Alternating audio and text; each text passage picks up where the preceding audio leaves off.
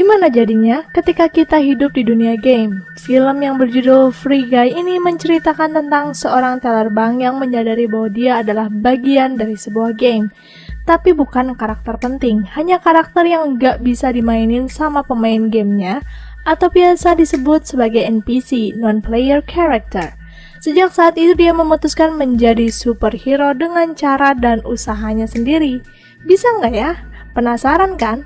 Gak usah lama-lama, kita lanjut aja masuk ke dalam ceritanya. Kalau kalian suka sama channel ini, jangan lupa subscribe. Oke deh, ini dia Free Guy. Scene diawali dengan suasana sebuah kota bernama Free City, di mana kalian bisa melakukan apapun. Contohnya pria ini, dia bisa terjun bebas, mencuri mobil, ataupun mendapatkan wanita cantik dengan mudah. Ciri-ciri orang spesial seperti pria ini selalu menggunakan kacamata. Orang yang tidak memiliki kemampuan spesial tidak akan pernah menggunakannya. Seperti pria ini, dia adalah orang biasa tanpa berkacamata. Dia bernama Guy. Guy menjalani rutinitas setiap hari sebagai pegawai bank dengan normal, menikmati kopi di pagi hari sampai berbincang dengan rekan kerjanya Buddy. Walaupun terlihat normal, tapi lingkungan sekitar sangatlah tidak normal, karena ini di dalam dunia video game. Dan Guy ini hanya sebuah NPC, non-player character, sebuah karakter pendukung yang tidak dikendalikan oleh siapapun. Karena ini adalah dunia game, tentu saja akan ada perampokan di sebuah bank.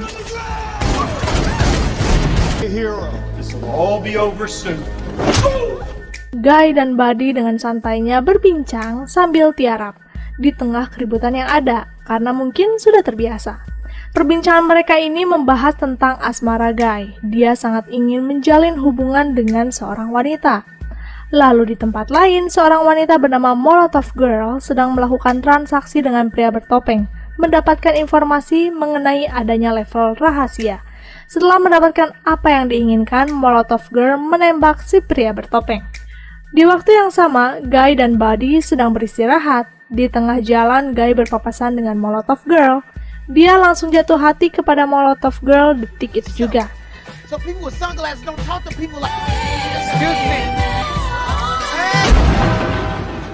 Molotov Girl ini adalah sebuah karakter yang dimainkan oleh seorang wanita bernama Millie Rusk. Permainannya terhenti karena Millie ini bermain game di sebuah kafe sampai kafe ini tutup. Kembali ke game, di mana Guy kembali terbangun dan menjalin aktivitasnya seperti biasa. Tapi di sini Guy merasakan rutinitasnya persis sama dengan hari sebelumnya, seperti terus terulang. Untuk merubah kehidupannya, Guy mencoba memesan kopi lain, yaitu cappuccino, bukan kopi plus gula yang biasanya dia pesan. Mendengar pesanan Guy berbeda dari sebelumnya, orang sekitar memperhatikan Guy seakan-akan dia orang yang aneh. Melihat suasana sekitar cukup menegangkan, Guy akhirnya kembali memilih kopi krim plus gula dan mengatakan bahwa pesanan sebelumnya hanya bercanda. Guy pun kembali bekerja dan kejadian perampokan kembali terulang seperti biasa. Pemain game sedang menjalankan misi merampok bank. Guy semakin sadar bahwa di hidupnya setiap kejadiannya selalu berulang. Saat sedang merenung, Guy kembali melihat Molotov Girl. Dia sangat terobsesi dengannya. Tapi di sana, Buddy mengingatkan Guy bahwa mereka yang berkacamata tidak akan pernah mau berbicara dengan mereka yang tidak berkacamata. Mendengar kalimat itu, Guy jadi memiliki ide untuk meminjam kacamata si perampok.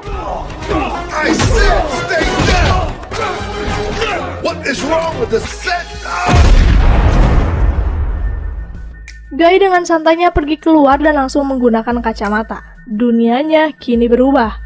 Banyak hal tersembunyi yang hanya bisa dilihat para pengguna kacamata. Dari bisa memulihkan luka dengan singkat sampai bisa mendapatkan uang dari player yang gugur. Uang yang disentuh Guy tentu saja akan otomatis masuk ke dalam rekeningnya.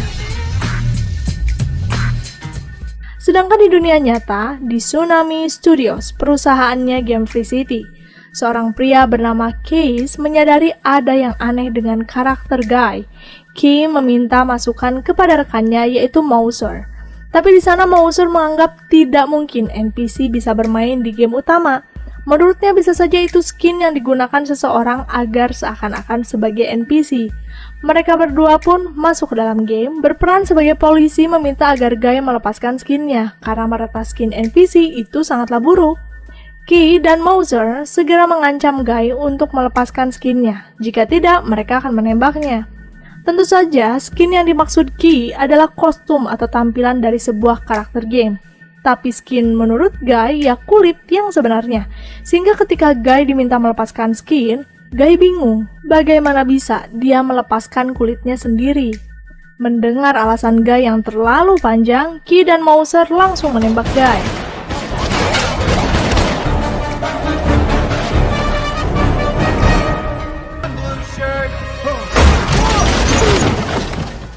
Guy melihat sepatu yang baru dibelinya ini memiliki kemampuan melompat yang luar biasa.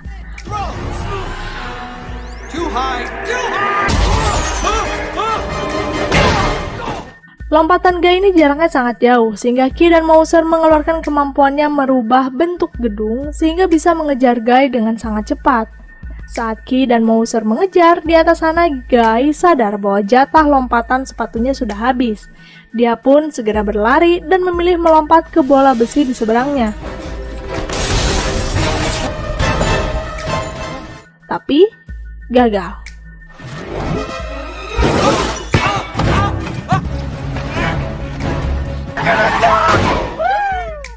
Setelah berhasil mengalahkan Guy, Key masih curiga keanehan di game itu karena dari statistik online menunjukkan para pemain tidak berkurang, walaupun Guy sudah dikalahkan. Di sana Mouser masih menekankan semua baik-baik saja. Mouser malah meminta agar tidak melaporkan semua hal ini kepada atasan mereka yaitu Antoine. Karena jika dia tahu bisa saja mereka yang kena semprotnya. Di sisi lain, Antoine sedang mempersiapkan sequel selanjutnya dari Free City yaitu Free City 2. Sepulangnya kerja, Key dikejutkan dengan kehadiran Millie di apartemennya. Mereka ini dulunya adalah rekan kerja.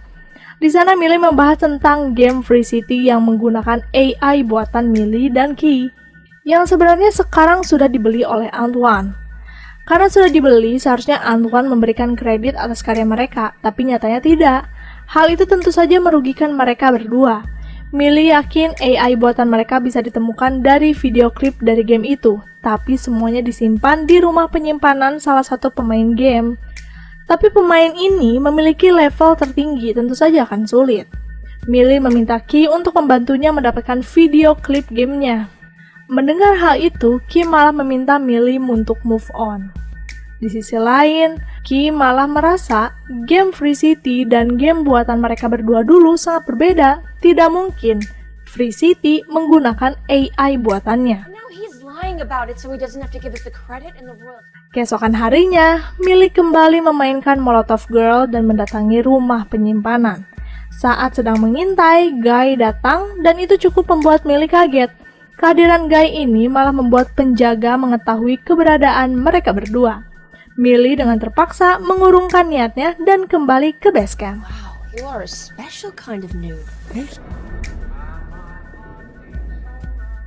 Di sana terdapat kendaraan dan senjata yang dibutuhkan Millie. Inilah ruang penyimpanan. Setiap pemain memiliki ruang penyimpanan masing-masing. Di sini Guy menawarkan diri membantu Millie menjalankan misinya. Tentu saja Millie ragu, bagaimana bisa orang bingung seperti Guy bisa membantunya. Ditambah lagi level Guy jauh di bawah level Millie yang sudah ratusan. Millie pun memberi syarat jika ingin membantu, setidaknya Guy harus mendapatkan level minimal 100. Bagaimana meningkatkan levelnya? Ya, harus menjalankan misi, biasanya merampok atau menyakiti seseorang. Mendengar misinya menyakiti orang, Guy tentu saja menolak. Dia akan menggunakan cara lain, menaikkan level dengan membantu orang sekitar. Karena merebut senjata atau kendaraan seseorang bisa menaikkan level juga. Guy sangat bersemangat menaikkan level karena dia sangat terobsesi kepada Molotov Girl.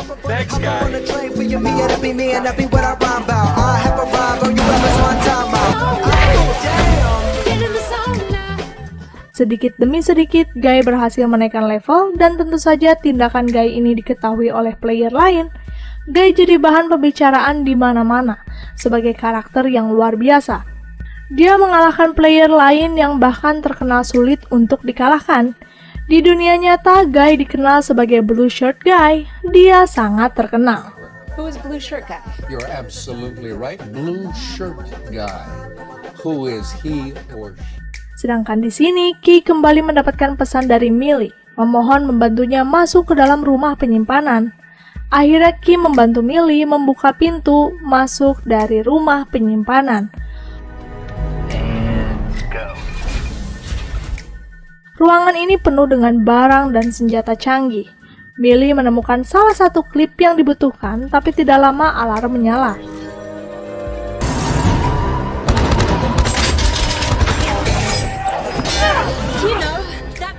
Ternyata penjagaan di sana menggunakan spawn. Penjaga akan berdatangan tanpa henti. Saat Millie kesulitan melawan penjaga, Guy datang membantu Millie melawan penjaga itu satu persatu.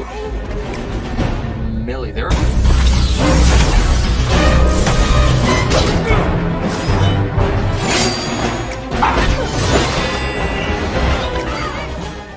Karena semakin lama penjaganya semakin banyak, Millie dengan terpaksa meninggalkan klip dan pergi begitu saja.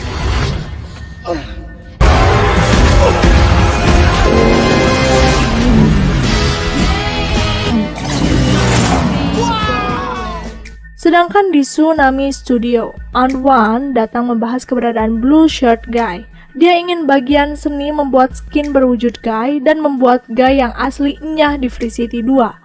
Dia sengaja tidak melenyapkan Guy detik itu juga karena Antoine butuh ketenaran dari game itu sendiri.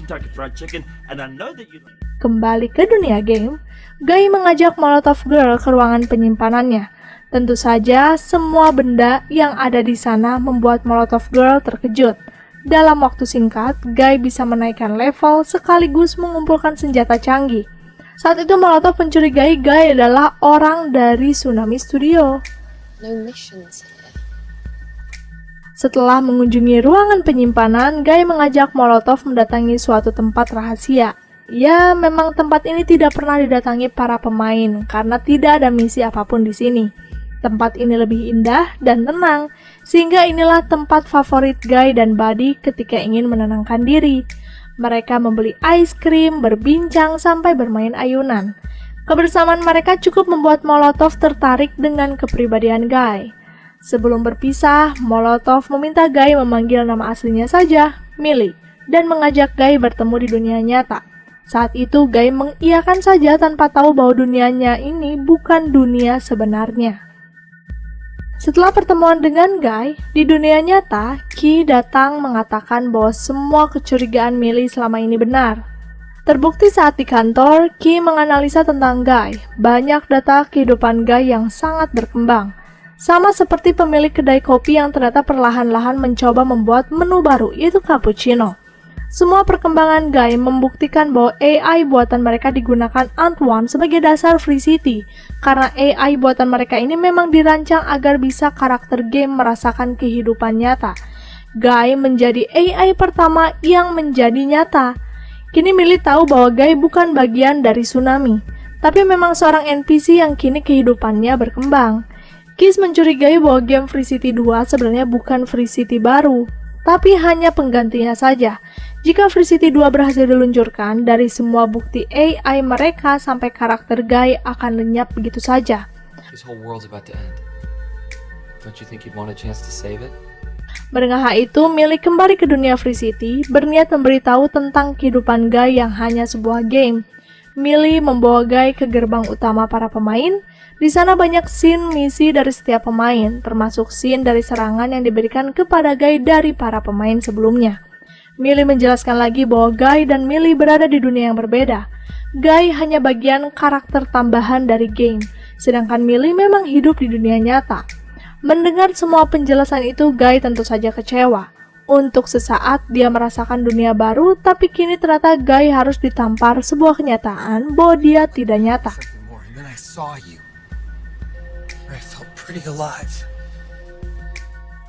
Guy mencari bukti lain bahwa kehidupannya tidak nyata. Dan benar saja, ada dinding pemisah di pesisir pantai. Guy pun pergi ke tengah kota menyadarkan para NPC bahwa dunia ini tidak nyata.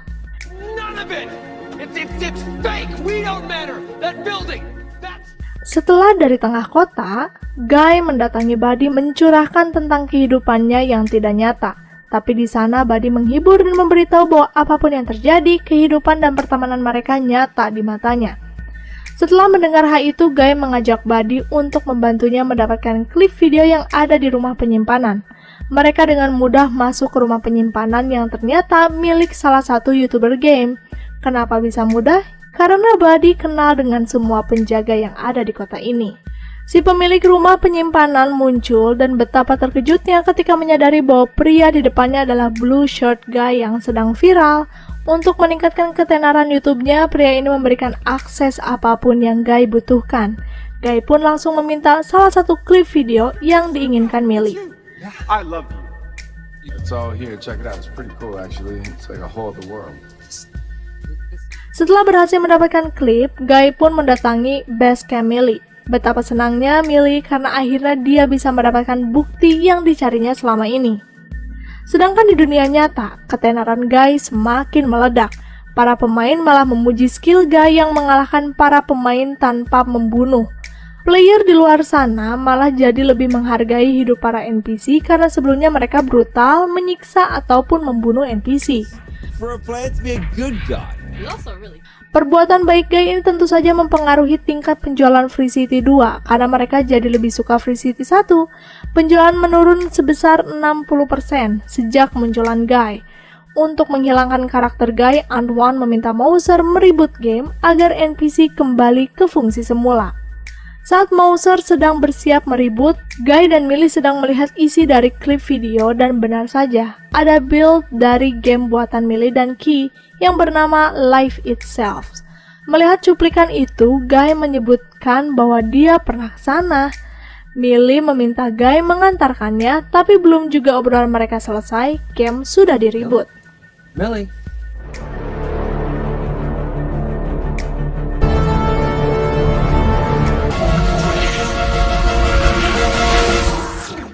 Setelah proses reboot, tentu saja akan ada efeknya.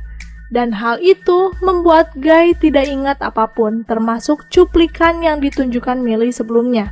Hanya Guy lah yang bisa menunjukkan tempat yang ada di klip video. Ketika Millie putus asa dengan keadaan Guy yang sekarang, Key menelpon Millie dan meminta Millie melihat data dari Guy yang dikirimkan. Memang, Guy ini kembali dengan rutinitas biasanya, tapi Guy adalah bagian AI buatannya. Di game buatan Key dan Millie, yaitu Life Itself, Keys membuat karakter bernama Lovelorn, karakter yang tidak akan mendapatkan wanita yang tepat. Tapi dia selalu bermimpi tentang gadis impian dan kriteria wanitanya yaitu sosok Millie. Itulah kenapa Guy berubah saat melihat Millie, karena hal itu mengaktifkan AI yang membuat kehidupan Guy jadi lebih berkembang. And I think you can do it again. You brought Maka dari itu Millie kembali masuk ke dalam game, menjalankan misi merampok, tapi nyatanya dia membawa Guy menjauh dari bank, memberinya kacamata dan tentunya mencium Guy. Karena dari sanalah cinta tumbuh di hati Guy. Ciuman itu mengaktifkan ingatan yang dimiliki Guy.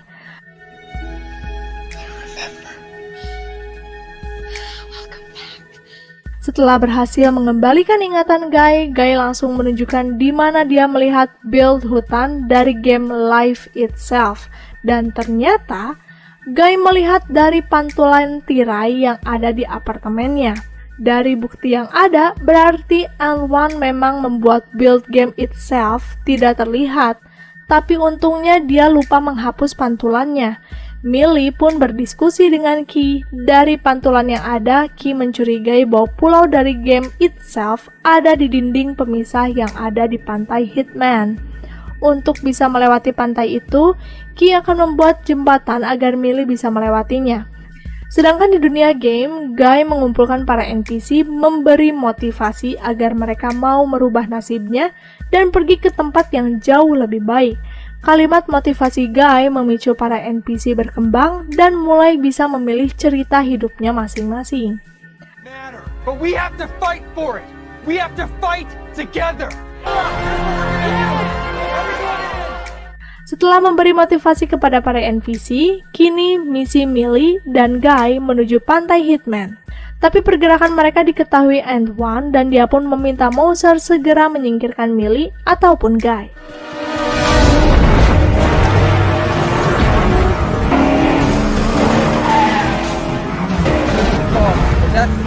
Good. Yo, watching this? I'm about to end this fool. Di tengah pelarian, Guy dan Millie dibantu oleh Key dengan memberikan sebuah jembatan.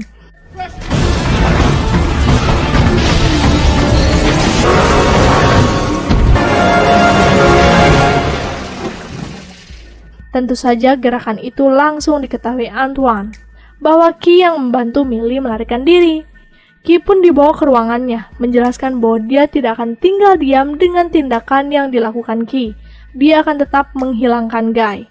Antoine pun meminta Mouser untuk segera mengeluarkan karakter lain yang memiliki kekuatan besar, bernama Dude.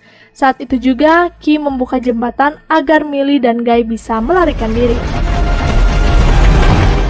Boot everyone. Hold up, you want me to boot all the players? Boot them out. Billy!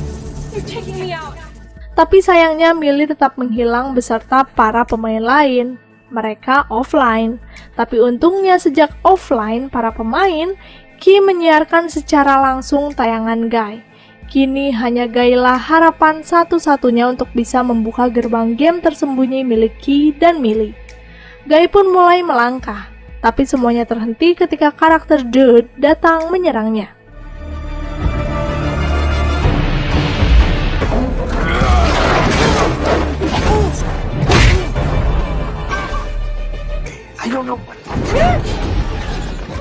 Saat Guy di detik-detik kekalahannya, untuknya Guy menyadari ada kacamata di sampingnya.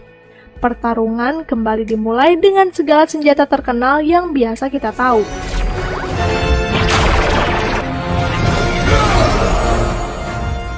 Karena tubuhnya Dude sangat besar, tentu saja sulit dikalahkan.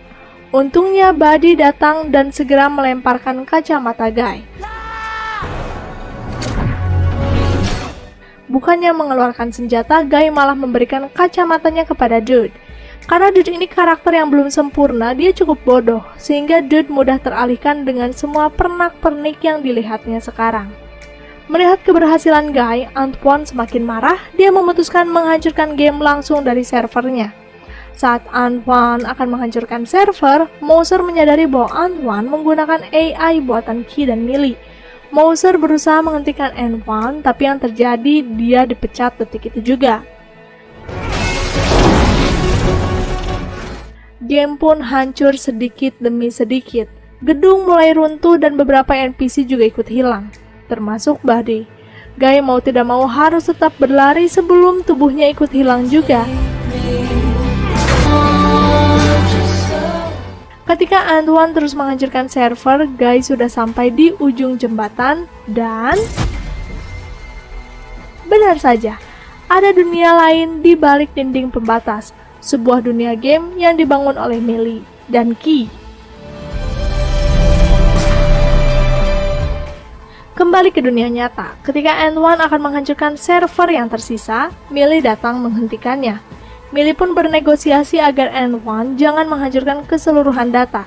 Antoine boleh menggunakan kode game dan nama Free City untuk sequel selanjutnya.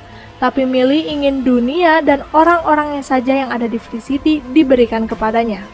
What about Free City 2? Deal? Setelah kesepakatan hari itu, N1 malah mendapat kerugian besar. Penjualan Free City 2 merosot tajam dan banyak komplain atas kinerja dari gamenya itu sendiri. Sedangkan Millie, Keys, dan Mouser membangun game independen baru, di mana mereka mengembangkan pulau yang ditemukan Guy, dan kini permainan itu diberi nama Free Life. Lalu di sini ketika Millie sedang memainkan Free Life, dia kembali bertemu Guy. Di sana Guy mengatakan bahwa dia sepertinya diprogram untuk selalu jatuh cinta kepada Millie. Mendengar kalimat itu, Millie jadi teringat ucapan Key. Dia sengaja membuat karakter yang selalu jatuh cinta kepada wanita seperti Millie. Kini, Millie tahu bahwa semua yang ada di game dibuat Key sebagai surat cinta rahasia untuknya.